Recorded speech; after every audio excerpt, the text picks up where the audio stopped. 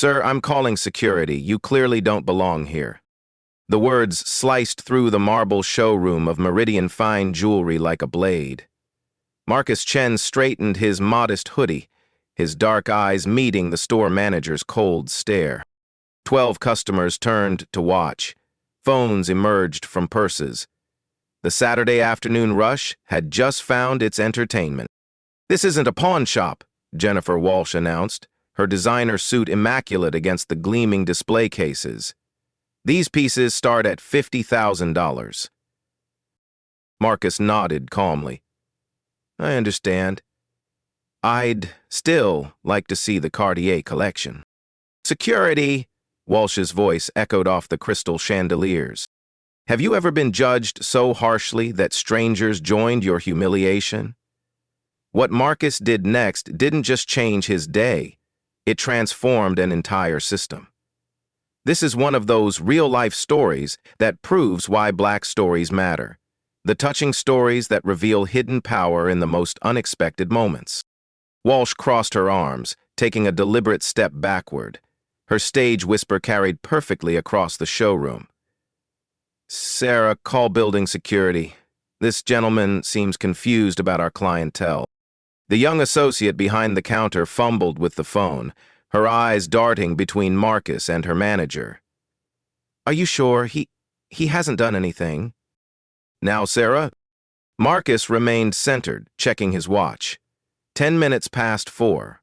His flight to New York didn't leave until 8, but he'd promised his daughter he'd pick up her graduation gift today. The custom Cartier bracelet had been ready for a week. "Sir, are you sure you're in the right place?" Walsh's voice carried that particular tone, the one that made assumptions about credit limits and belonging. An elderly woman near the diamond rings looked up sharply. 2 younger women by the window had already pulled out their phones, cameras aimed at the unfolding scene. "I'm exactly where I need to be," Marcus replied, his voice steady. He pulled a small leather notebook from his jacket pocket, jotting down Walsh's name from her gold badge. The timestamp, 4:11 p.m. The store's promotional display counted down in bright red numbers. Spring sale ends in 10:47, 10:46, 10:45. "Do you have an appointment?" Walsh pressed. "Our consultation fees start at $200. I wasn't aware browsing required an appointment. For our premium collections, yes." Walsh's assistant manager appeared from the back office, a thin man in his 30s who immediately positioned himself behind her. "These aren't costume jewelry pieces." Marcus glimpsed his first-class boarding pass in his jacket pocket. LAX to JFK, seat 2A.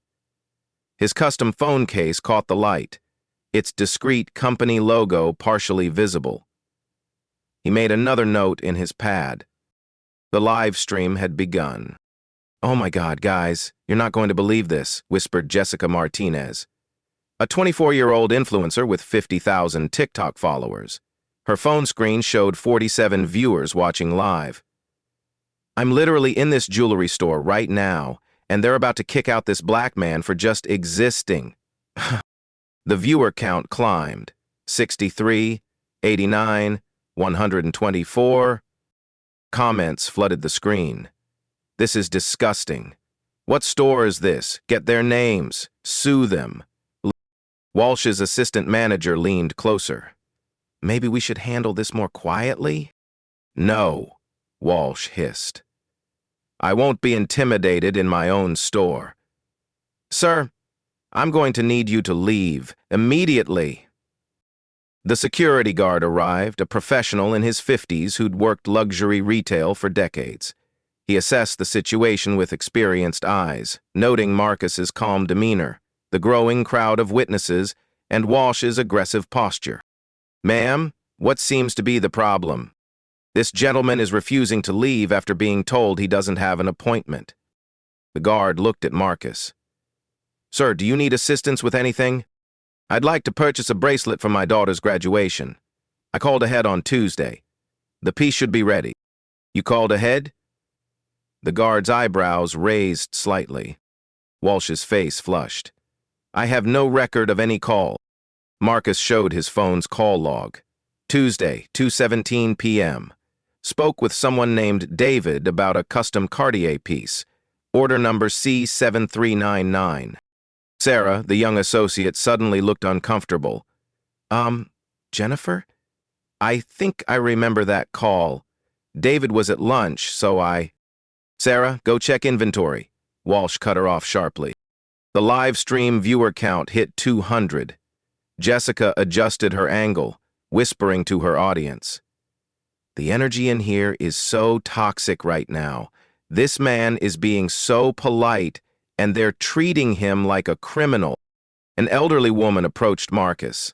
Excuse me, but I've been shopping here for 20 years. This is absolutely disgraceful. She turned to Walsh. Young lady, you should be ashamed of yourself. Ma'am, please stay out of this. I will not stay out of it. This is discrimination, plain and simple. More customers began choosing sides. A middle-aged couple near the watches shook their heads in disgust. Two women by the engagement rings whispered their disapproval. But not everyone supported Marcus. A man in an expensive suit nodded approvingly at Walsh's caution.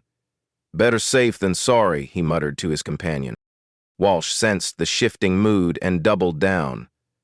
I'm calling my district supervisor. We have protocols for situations like this. She dialed quickly, speaking loud enough for everyone to hear. Yes, Mr. Peterson? This is Jennifer at Beverly Hills. I have a situation that requires your immediate attention. The phone conversation was brief but pointed.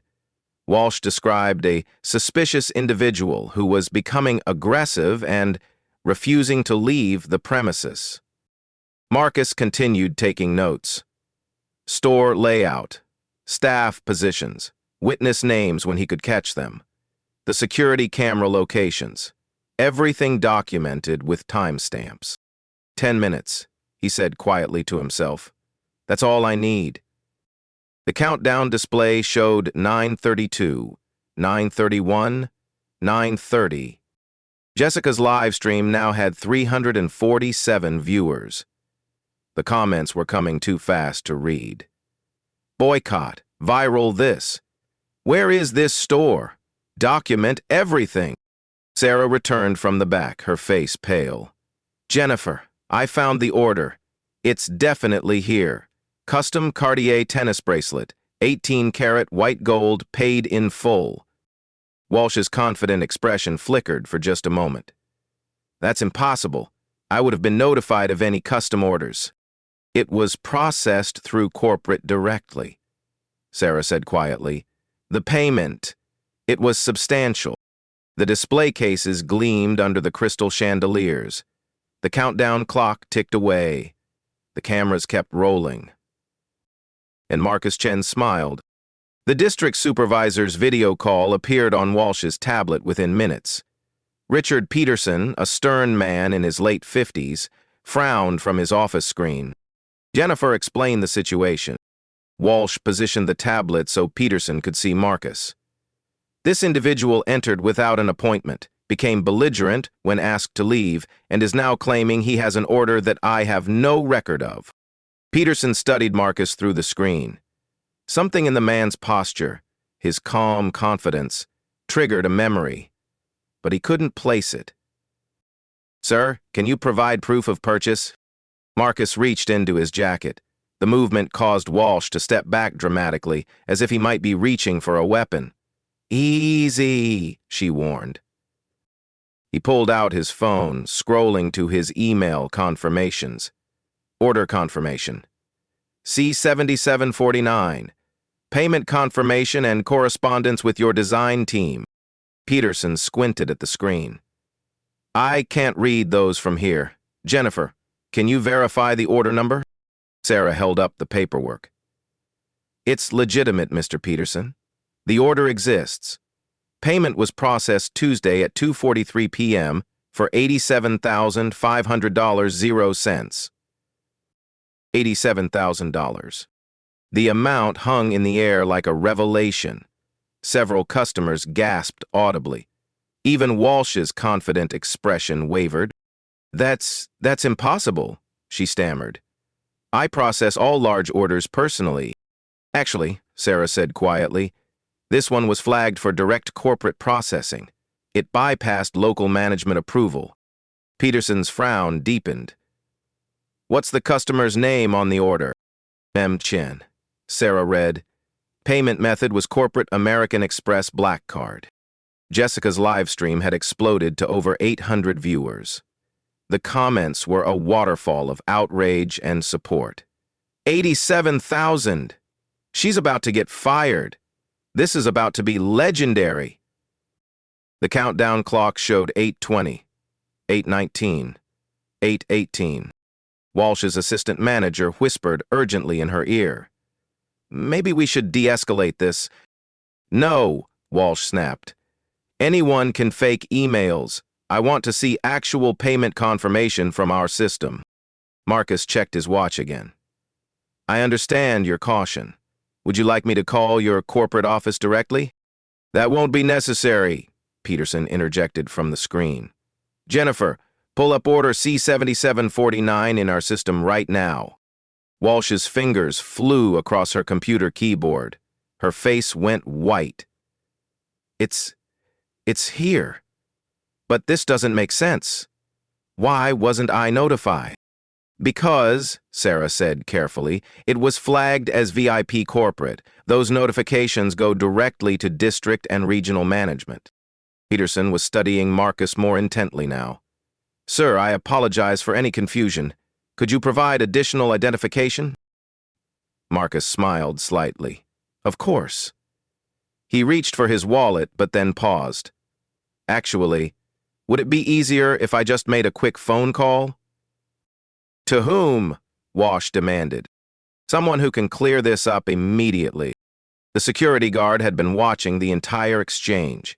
His decades of experience told him this was about to take an unexpected turn. He'd seen this before. The calm customer, who seemed to have more authority than they initially revealed. Jessica angled her phone to capture Marcus dialing. Her viewer count had broken 1,000. Guys, he's making a call. This is about to get so crazy. Marcus put the phone on speaker, the volume just loud enough for nearby customers to hear. This is Marcus. We have a situation at the Beverly Hills location. The voice on the other end was crisp, professional. Sir, what do you need? Could you pull up the management structure for store 847? I need to know who Jennifer Walsh's immediate supervisor is. Peterson, still visible on Walsh's tablet, suddenly straightened. Hold on. Did he say his name was Marcus? Walsh's phone buzzed. Corporate headquarters. Urgent priority. Ma'am, you need to answer that, the security guard advised. The elderly woman who had defended Marcus earlier moved closer. Young man, I don't know who you are, but I've never seen anything like this in my life. Ma'am, Marcus replied gently, I appreciate your support. This should be resolved very shortly. Walsh stared at her buzzing phone like it might explode. Peterson was frantically typing on his keyboard, accessing personnel files, checking corporate directories. Jennifer? Peterson's voice cracked slightly. Answer your phone. Now. The live stream chat was chaos. Who is he? Mystery shopper? Corporate investigator? Undercover boss? Sarah backed away from her computer terminal. Jennifer, maybe you should... No. Walsh's voice was shaking now. I don't care who he claims to be. I run this store. I make the decisions about who gets service. Marcus ended his call and looked directly at her. Jennifer, your phone is ringing. I can see that. You should answer it. The countdown display showed 6:45, 6:44, 6:43. More customers had gathered, drawn by the commotion. A teenage girl started her own live stream. A businessman in the corner was recording everything on his phone. The store's security cameras captured every angle. The confrontation was being documented from multiple perspectives simultaneously. Peterson's face had gone pale on the video call. Jennifer? I'm ordering you to answer that phone immediately. Why? Walsh's voice rose to near hysteria. Why is everyone so concerned about one customer? I've handled difficult situations before. I know how to manage my store. Your store? Marcus asked quietly. Yes, my store. I'm the manager. I have full authority over customer service decisions. The security guard exchanged glances with Sarah. They both sensed what Walsh couldn't see. This wasn't just about a bracelet anymore. Marcus's phone buzzed with a text message. He glanced at it and nodded slightly. Jennifer, he said, his voice still calm. I believe you have a call waiting. Walsh finally looked at her phone screen. The caller ID made her stomach drop. Corporate headquarters. Urgent. She glanced around the store. 12 customers with phones pointed at her. A live stream with over 1,200 viewers. Her district supervisor watching via video call. Security cameras recording everything. The countdown display showed 5:32, 5:32, 5:31. Jessica whispered to her audience, Guys, I think we're about to witness something legendary. This energy is absolutely insane right now. Walsh's finger hovered over the answer button. Marcus checked his watch one more time. I believe they're waiting for you. The phone kept ringing. Walsh's hand trembled as she accepted the call. This is Jennifer Walsh, Beverly Hills location. The voice on the other end was sharp, authoritative. Miss Walsh, this is Patricia Morrison, Senior Vice President of Operations. I need you to put Mr. Chen on the line, immediately. The blood drained from Walsh's face. Peterson's mouth fell open on the video screen. Sarah gripped the edge of the counter. Ozing, I don't understand, Walsh whispered. You don't understand what, Ms. Walsh? Put Marcus Chen on the phone, now. Every customer in the store heard the order. The live stream chat exploded. Marcus Chen? Who's Marcus Chen? Google him now. Jessica was frantically typing on her second phone while keeping the live stream running. Guys, I'm looking him up right now. Marcus Chen. Oh my God. Oh my God. Marcus stepped forward calmly. I'll take that call, Jennifer. She handed him the phone with shaking fingers. Patricia, this is Marcus. Sir, I am so sorry. I just received word about the situation. Are you all right? I'm fine. Though I think we need to discuss some immediate policy changes. Absolutely, sir. Whatever you need. The elderly woman leaned closer to Jessica. Who is Marcus Chen? Jessica's voice was barely a whisper. He's the founder. He owns the company. He's the CEO of Meridian Fine Jewelry. The words rippled through the crowd like a shockwave. Peterson, still on video call, was pulling up corporate files with shaking fingers. The organizational chart filled his screen. At the very top, Marcus Chen, Chairman and Chief Executive Officer. Oh no, Peterson breathed. Oh no, oh no, oh no! Marcus continued his phone conversation, still calm, still measured. Patricia, I need you to conference in legal. We have some immediate issues to address. Of course, Mr. Chen. Patching them through now. Walsh stared at Marcus like he was a ghost. You're the owner. Majority shareholder, Marcus corrected gently. 67% controlling interest. Sarah's legs gave out. She sat down hard in her chair. The custom order. It was flagged for corporate processing because it was my personal purchase, Marcus finished. For my daughter's graduation from Stanford Law School. The security guard shook his head in amazement. He'd seen a lot in his career, but never anything like this. Jessica's live stream had exploded to over 2,500 viewers. Comments were flying faster than she could read them. The owner, she's so fired. This is legendary. Best plot twist ever? Legal came on the line. Mr. Chen, this is David Kim from Legal. We understand there's been an incident involving potential discrimination. That's correct, David. I've been refused service at our Beverly Hills location based on what appears to be racial profiling. We have multiple witnesses and at least one live stream with several thousand viewers. Walsh's knees buckled. She grabbed the counter for support. Sir, legal continued, what immediate actions would you like us to take? First, I want a complete review of our customer service protocols. Second, I want a discrimination audit of all locations within 30 days. Third, I want new bias training implemented chain-wide. Peterson was frantically taking notes on his video call. Mr. Chen, I had no idea you were conducting site visits. This never should have happened. Richard, you're not at fault here. But we clearly have systemic issues that need addressing. The countdown display showed 3:17, 3:16. Marcus looked around the store. 12 customers, all recording. Staff members who had watched their manager create a social media nightmare. Security cameras that had captured every word. Patricia, Marcus said into the phone, I want you to connect with our PR team immediately. This incident is already viral. We need to get ahead of it. Understood, sir. How do you want to handle Ms. Walsh's employment status? Walsh's face went white. Please, I didn't know. If I had known... That's exactly the problem, Jennifer, Marcus said quietly.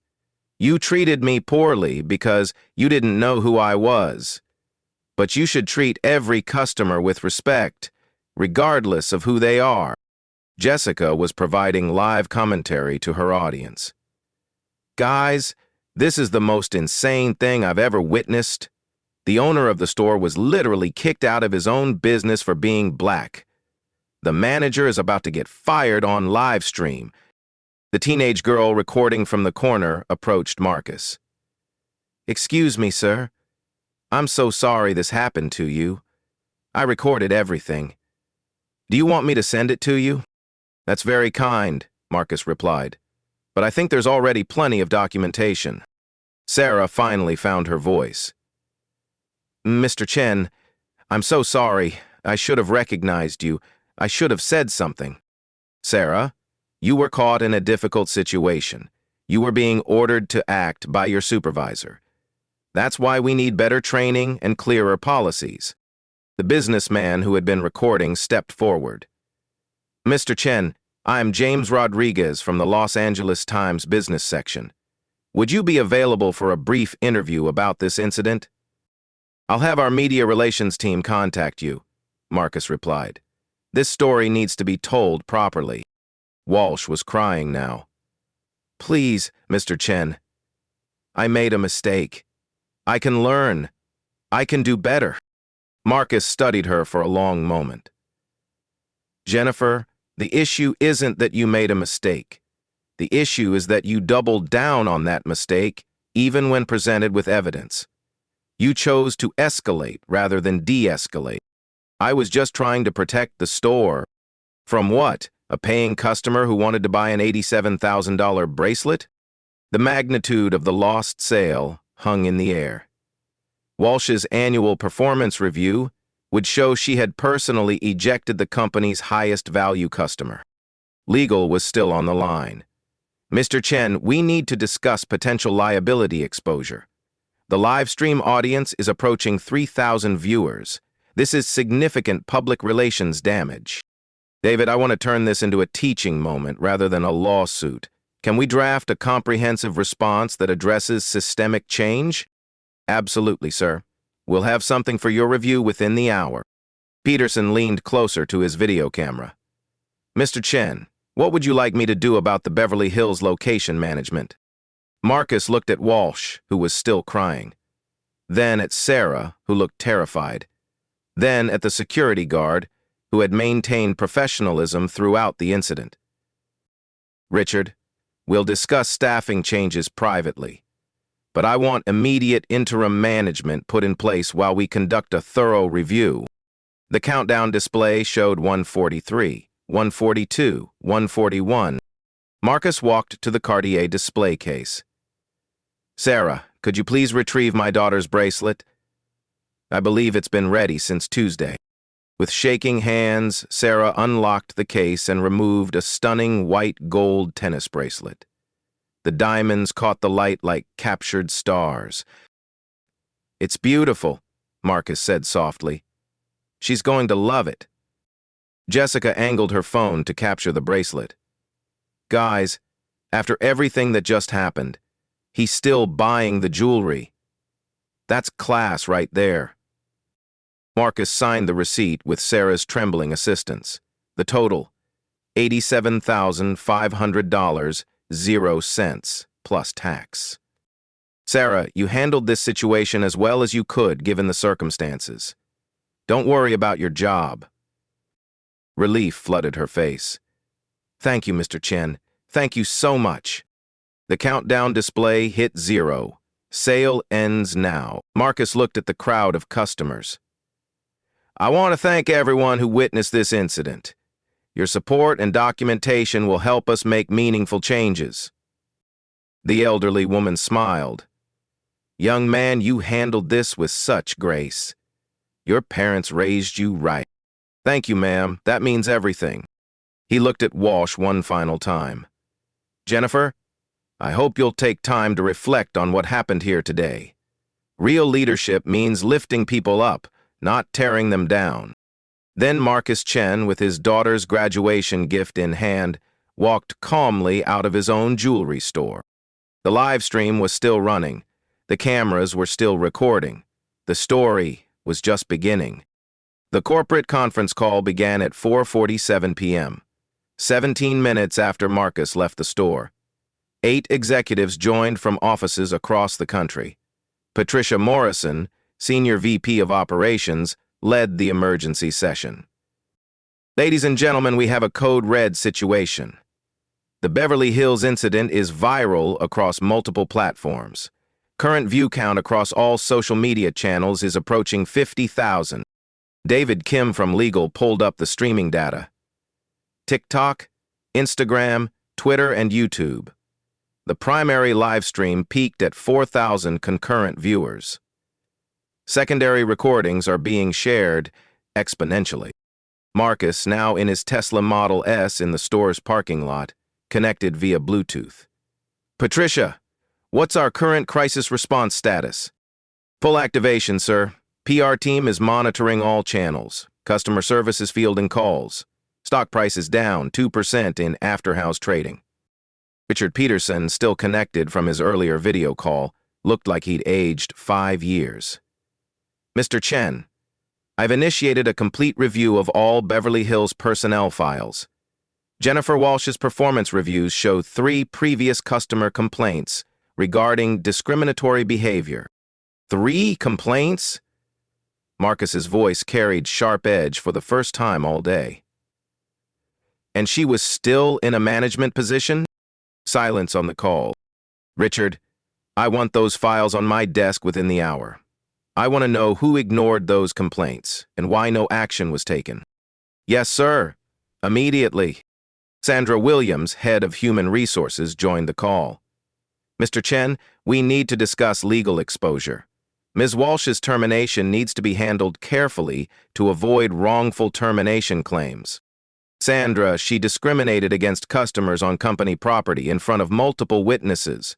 We have live stream evidence. What wrongful termination risk are you concerned about?" "Sir, she could argue she was following company protocol for suspicious behavior." "Suspicious behavior?" Marcus's voice was dangerously quiet. "Define suspicious behavior, Sandra." "I didn't mean to imply." "No, I want you to define it. What about my behavior was suspicious? Walking into a store in jeans? Being black in Beverly Hills? Wanting to buy jewelry for my daughter?" The silence stretched for 30 seconds. Legal stepped in. "Mr. Chen, we've reviewed the recordings. Ms. Walsh made several statements that could constitute clear discrimination. Her position is legally indefensible. David, I want you to draft a comprehensive anti-discrimination policy within 48 hours. Every employee, from sales associates to district managers, will complete mandatory bias training." "Understood, sir." Patricia pulled up financial data. Sir, the immediate revenue impact is significant. Beverly Hills location generates approximately $2.3 million annually. This incident could affect customer confidence chain-wide. Patricia, what's our demographic breakdown for high-value customers? Approximately 38% identify as ethnic minorities, sir. Average purchase amount is 62% higher than our general customer base. The implications hung heavy in the digital air. Losing minority customers would devastate profit margins. Marketing Director James Patterson connected from Los Angeles. Mr. Chen, we're seeing massive social media engagement. The hashtag #DignityFirst is trending nationally. We have an opportunity to control this narrative. James, I don't want to control anything. I want to fix the underlying problem. Draft a public statement acknowledging the incident and outlining concrete changes. Sir, legal usually reviews all public statements regarding discrimination incidents. This isn't a typical discrimination incident, James. This is the company owner being discriminated against in his own store. We're not hiding behind legal language. Back at the Beverly Hills location, chaos reigned. 3 news vans had arrived. Customers were being interviewed outside. Sarah was fielding calls from reporters while trying to serve actual customers. The interim manager, Michael Torres, had been rushed over from the Century City location. A 20-year retail veteran, he'd never walked into a situation quite like this. Peterson updated the call. Interim management is in place. Michael Torres is handling operations while we conduct the review. Good. Michael, are you on the call? Yes, sir, Mr. Chen. I've reviewed the incident reports and security footage. I want to personally apologize for what happened. Michael, you weren't there. But I want you to implement immediate changes. Every customer gets greeted within 30 seconds of entering. No one is judged by appearance. No one is questioned about their ability to afford our product. Understood, sir. I'll brief all staff immediately. Sandra from HR spoke up. Mr. Chen, we need to discuss severance packages. Miss Walsh has been with the company for 4 years. Sandra, discrimination isn't a severance-eligible offense.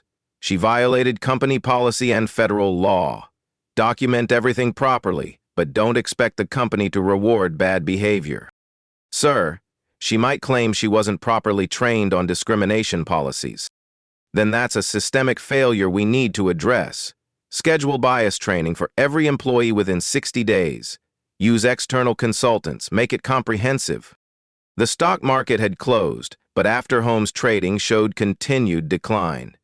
CFO Robert Martinez joined the call with financial projections. Mr. Chen, if this story continues to spread, we could see significant impact on Q2 revenue. Consumer sentiment analysis shows mixed reactions. Mixed how? Significant support from younger demographics and minority communities. Some concern from traditional luxury shoppers about the negative publicity. Marcus considered this. Robert, what percentage of our growth comes from diverse customer segments? Approximately 74% of our growth over the past 3 years, sir.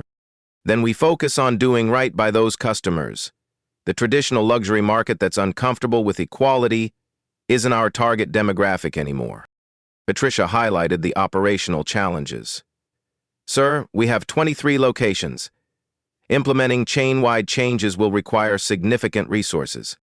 Patricia, calculate the cost of comprehensive bias training for all 847 employees.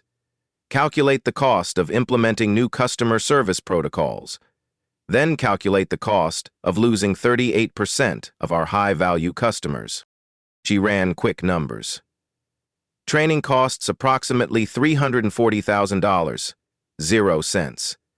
Customer service protocol updates around $150,000, 0 cents. Lost revenue from high-value customer defection could exceed $12 million, 0 cents annually. Then we invest the $500,000 to protect the $12 million. Authorize both expenditures immediately. Legal had been reviewing social media comments. Mr. Chen, public reaction is overwhelmingly supportive. Many comments are pledging to shop at Meridian specifically because of how you handled this. David, that's gratifying, but we're not doing this for marketing purposes. We're doing it because it's right. The call continued for another 43 minutes, covering employee communications, media response, and implementation timelines. By the end, a comprehensive action plan was in place.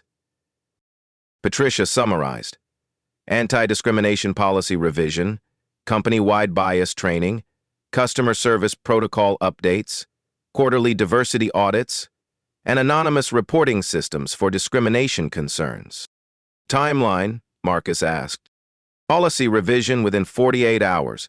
Training program launch within 30 days. Full implementation within 90 days. Make it happen. Richard Peterson had one final update. Mr. Chen, I've completed the personnel file review. The 3 previous complaints against Jennifer Walsh were filed but never escalated to district management.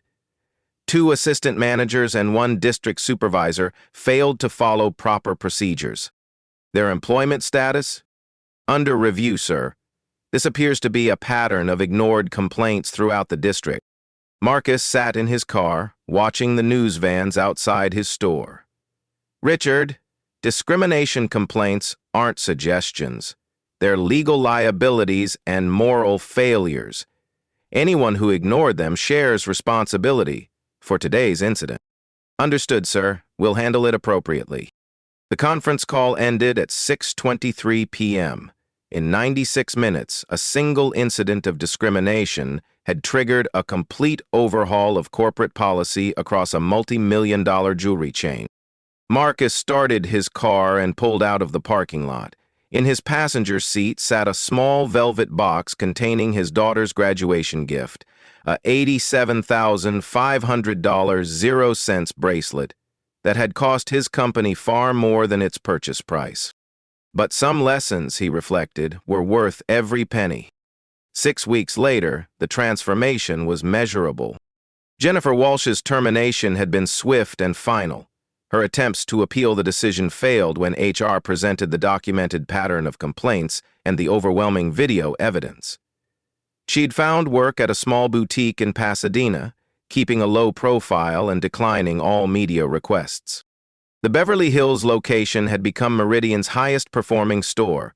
Revenue increased 34% month-over-month, driven by customers who specifically sought out the business after the viral incident. Sarah Martinez, the young associate who'd tried to de-escalate the situation, received a promotion to assistant manager and a $5,000 0-cent performance bonus. She now led the customer service training program for new hires. Michael Torres, the interim manager, accepted a permanent position after successfully implementing all policy changes. Customer satisfaction scores at his location reached company record levels.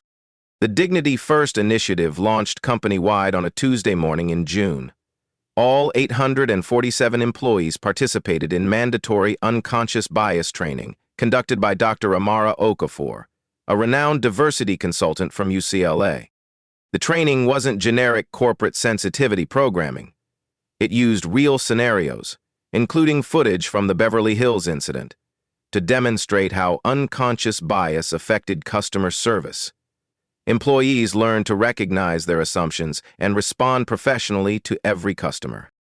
Marcus insisted on attending every training session himself, not as the CEO making a corporate appearance, but as a participant, sharing his own experience with discrimination. At the Century City location, he told a room of 23 employees, "That day in Beverly Hills wasn't unique. It was just the first time it happened to someone with the power to change the system." The story resonated. Employees shared their own experiences with bias, both as witnesses and targets. The conversations were uncomfortable, but necessary. Technology played a crucial role in sustaining the changes. Meridian implemented an AI-powered feedback system that analyzed customer service interactions for potential bias indicators. The system monitored greeting times, service duration, and language patterns across all customer demographics. Within the first month, the system flagged 12 interactions requiring additional training. No one was fired, but coaching was provided immediately.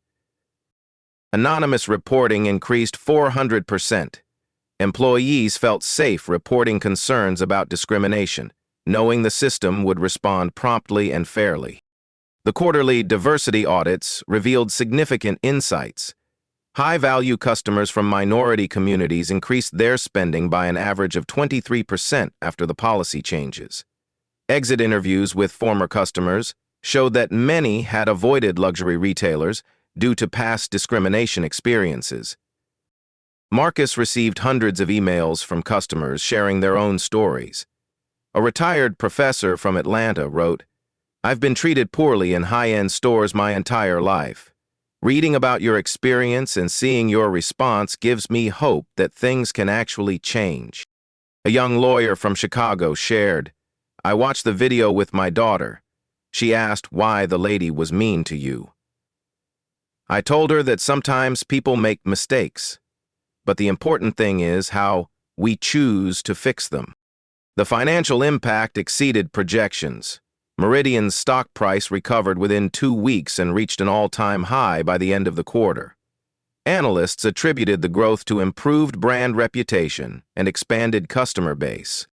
Harvard Business School requested permission to use the incident as a case study in their MBA program. The case, titled "Crisis as Catalyst: Transforming Discrimination into Organizational Change," became required reading in their leadership curriculum. Marcus's daughter, Emma, graduated from Stanford Law School with honors. She wore the Cartier bracelet to her graduation ceremony, but the real gift was seeing how her father had transformed a moment of discrimination into systemic change. At the graduation reception, Emma addressed the family gathering. Dad could have used his power to destroy the people who humiliated him. Instead, he used it to build something better. That's the kind of leader I want to be. The jewelry industry took notice. 3 major competitors implemented similar bias training programs. The National Retail Federation invited Marcus to speak at their annual conference about inclusive customer service. His speech, titled "The True Cost of Discrimination," was viewed over 200,000 times on YouTube. The key message was simple. Treating people with dignity isn't just morally right, it's economically smart. Independent audits confirmed the training's effectiveness. Mystery shoppers from diverse backgrounds tested all Meridian locations quarterly. Service quality scores showed no significant variance across racial or ethnic lines. The anonymous feedback system had received over 300 reports in its first 6 months. Most were positive observations about improved service. The few negative reports were addressed within 48 hours, with additional coaching provided to staff members. Jennifer Walsh eventually reached out through an intermediary, requesting a meeting with Marcus. She wanted to apologize personally and ask for his forgiveness. Marcus agreed to meet her at a neutral location, a coffee shop in Santa Monica. "I've spent every day since that incident thinking about what I did," she said, her voice barely above a whisper. "I destroyed my career, embarrassed my family, and hurt an innocent person. I don't expect forgiveness, but I needed you to know that I understand how wrong I was." Marcus listened without interruption. Then he said, "Jennifer, recognizing the harm is the first step toward growth. I hope you'll use this experience to become a better person." She nodded, tears in her eyes. "I'm volunteering with a civil rights organization now, teaching customer service workshops for small businesses, trying to make sure this doesn't happen to anyone else." "That's meaningful work," Marcus replied. "I wish you well."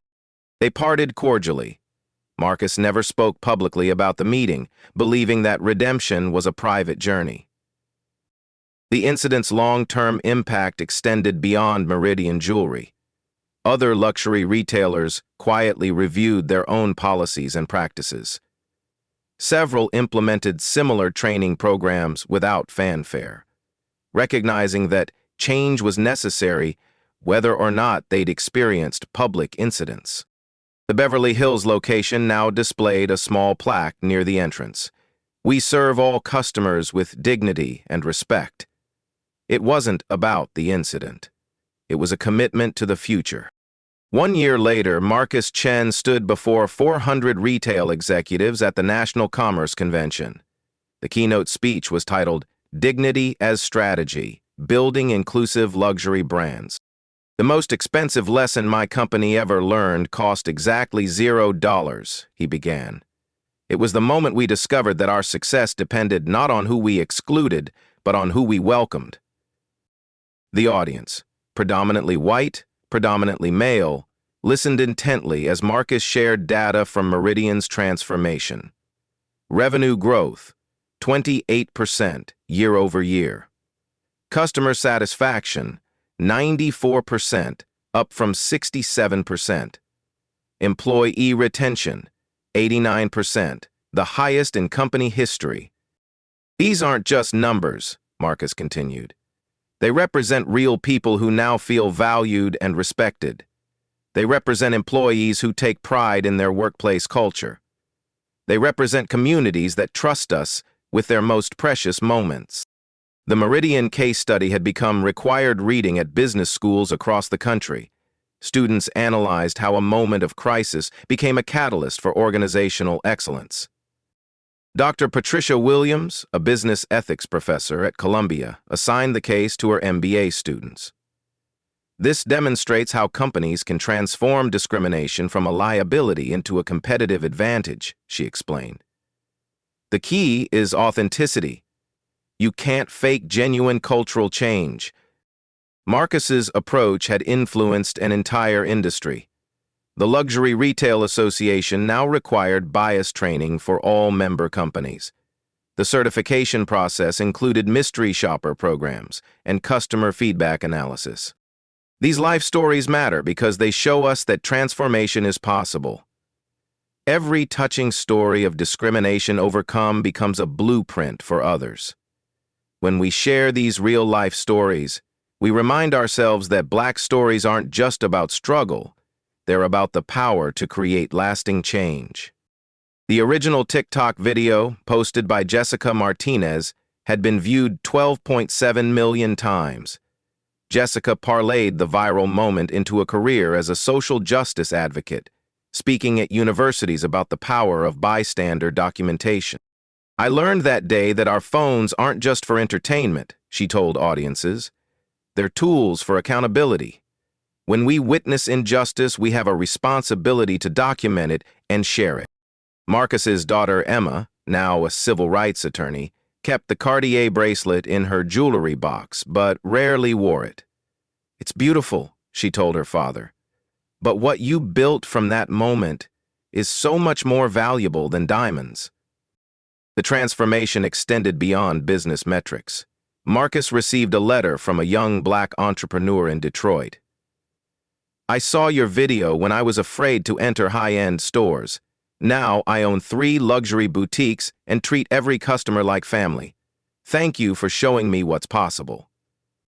Sarah Martinez, now a regional manager overseeing 5 Meridian locations, often spoke to new employees about the Beverly Hills incident. "Mr. Chen could have destroyed everyone involved," she told them. "Instead, he chose to build something better. That's the standard we hold ourselves to every day." The security guard who witnessed the original incident, Robert Jackson, was promoted to head of corporate security. His job now included monitoring customer service interactions and ensuring the Dignity First principles were maintained across all locations. "I've worked retail security for 30 years, he said. "I've seen a lot of ugly situations.